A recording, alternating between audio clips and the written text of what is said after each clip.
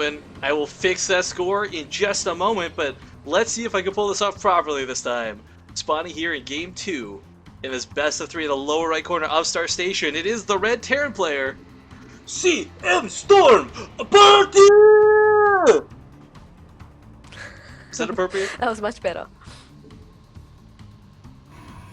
No, you do the other. It's not going to be Korean, I'm afraid, but it is his opponent. It is the Green Protoss. It is JackO. The JackO, unfortunately, I feel a big part of what he struggled with that game was just chilling out for too long. Like I said, he just kind of yielded map control by simply not doing anything. Yeah, and that's not entirely like his fault either. I mean, Polt constantly out on the map, you know, pressing towards ramp, setting units up there and around his bases, making sure he's covered all angles, and it's pretty scary to move out against something like that because you don't want to make the mistake of moving out, pushing that army away, and then suddenly there's a drop in your main that you have to deal with. So this is playing very carefully, I think, and unfortunately that didn't pay off in the last game, so perhaps he needs to be a little bit ballsier in this match. Well, ballsier indeed. He's already sending a probe across the field. This isn't for anything cheeky or proxy. Well, it might be, but this to me just as a scout for the time being. That's about the appropriate timing of it. Some players even scout on as early as 9, just to be a real pain in the ass to Terran. Because the thing that's really irritating, I don't know if you guys have had this experience, but probe and drone fights versus SCVs. Yes, SCVs have more health, so if it's just like a brawl where neither player moves and attacks, the SCV always wins. But you can pull away and regen shields so quickly and kill SCVs and just be so harassive with the perfect control. But I said it last game, we finally have it this game, a Reaper opening coming out of Polt. And this is a map, by the way, Star Station, I see him do mass Reapers on this map more than most builds against Protoss players. Oh, really? Alright, well, I suppose we'll soon see if he's actually going to do something like that, but he doesn't have a reactor or anything just yet. Well, that's what's cool. He doesn't do like 5 racks Reapers, he does 4 racks with the reactor Reapers, which amounts to the same thing, but it's kind of like the Polt style, the panache, if you will.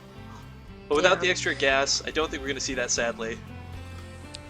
Oh, Polt with his control, he always gets at least 1 probe kill, and there's his first one already, so let's see if he can get another one inside the main. He's already scouted with the SCV, and oh, he's going to go for the NG Bay block, that sneaky snake.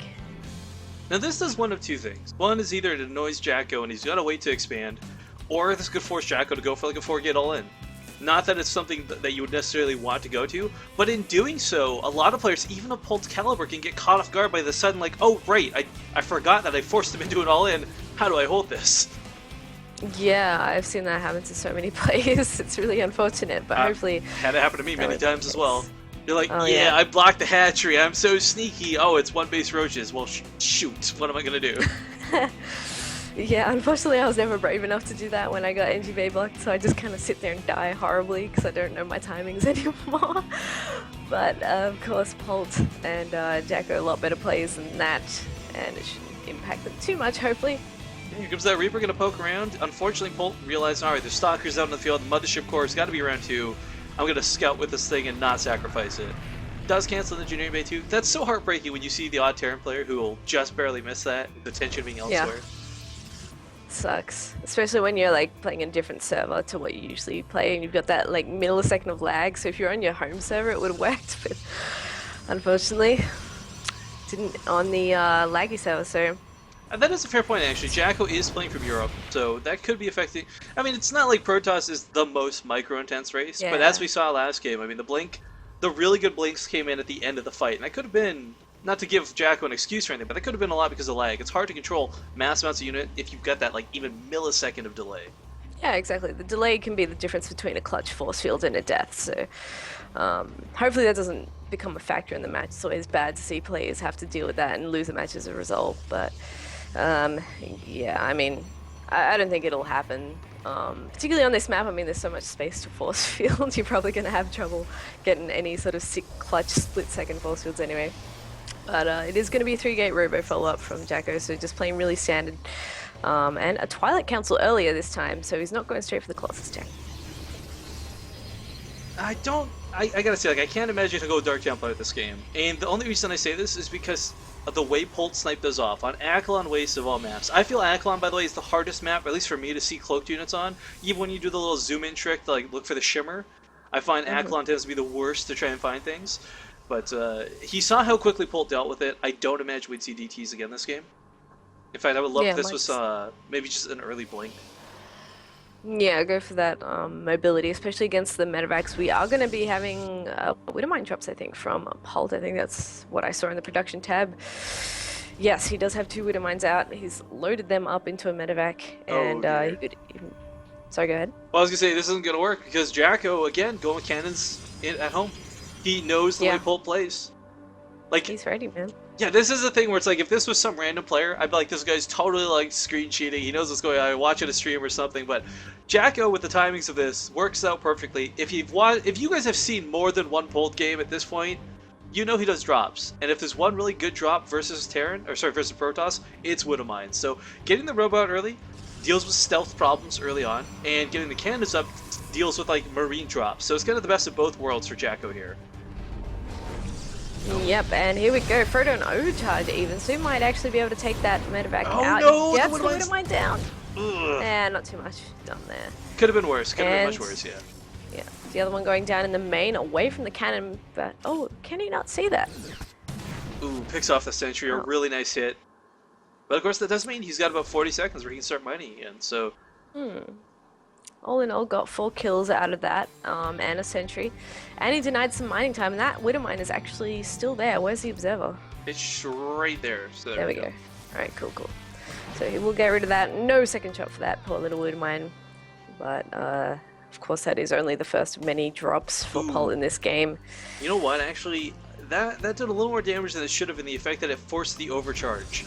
Because now there's only one available, and if Polt pushes into the natural, baits the overcharge, picks up and drops in the main, JackO could be in a world of hurt. Yeah, and the other thing is that you mentioned he picked off a sentry. Now he has a little bit less energy to be able to force field units out of that natural. And he actually, like, as always, Protoss in the early game, not that much units out in the early game.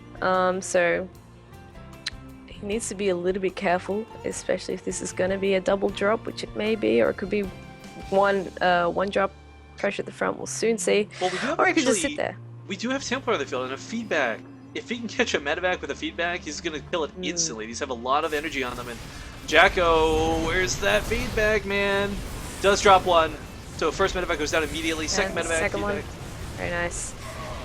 Yeah, between the cannon and the overcharge, he should be okay. He's going to lose some units here. He lost the other Templar. That sucks, but Polt's losing his medevac. He's trading a handful of Marines for this. We checked the resources lost, and yeah, it's actually worse for Polt right now. Yeah, he did kill 11 workers all up though, so he didn't go home empty-handed, even though he did lose all of those units. Really nice micro, by the way, just around that nexus away from those units. He did much more damage than I expected him to. But yeah, so he didn't do terribly, and behind this he got his third up. So I think that's the big factor here, because he's up 53 SCVs to 42 probes, and that is just only going to skyrocket with triple SCV production.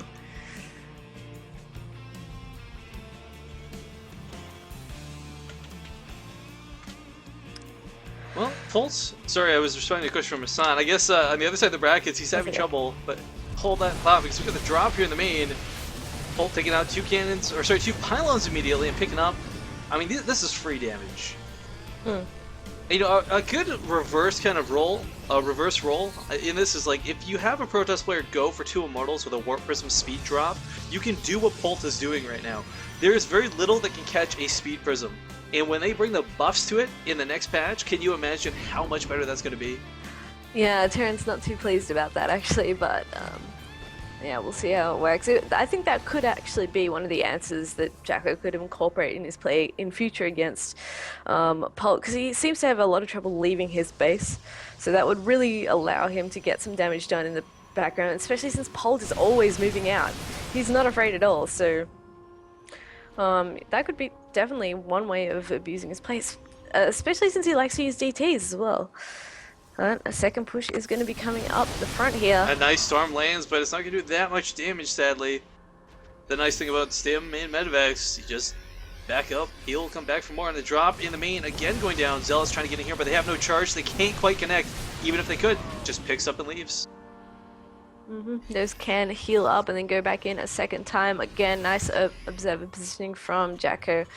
And he knows about that third too. He's got to be feeling the pressure of time right now. He's got to be going, ugh, I really need a third base, or I need to do some damage now. Because that third base has been up and running for quite a while. Polt is up about 60 supply at this point.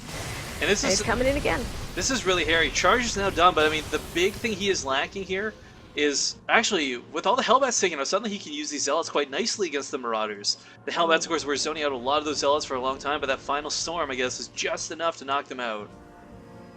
Yeah, looks like he's finally gotten Polt off his back for just a second. Now, I assume he's going to go for a push or something at this point.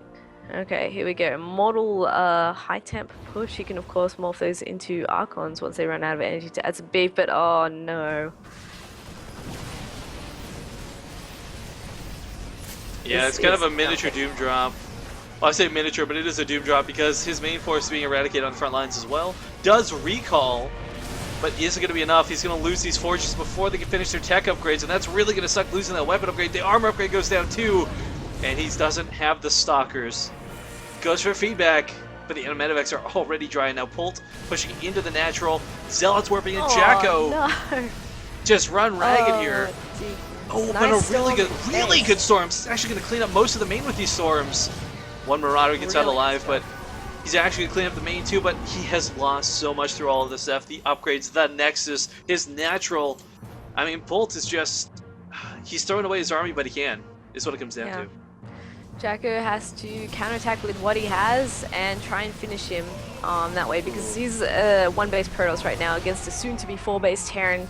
He's down in supply. He's just lost his Templar Warp in 2, so that's delaying him even more. No reinforcing pylon. And did he lose his mothership core? No, he still has it. Alright, so at the very least he has that. It's not with his main army currently though, so... We don't want to point out the big thing is we got Ghosts on the field now, Zeph, and forget EMPs for a second. Snipes ravage Zealots, and oh my god, look at the snipes going off left and right. The base versus light damage huge. GG is thrown down.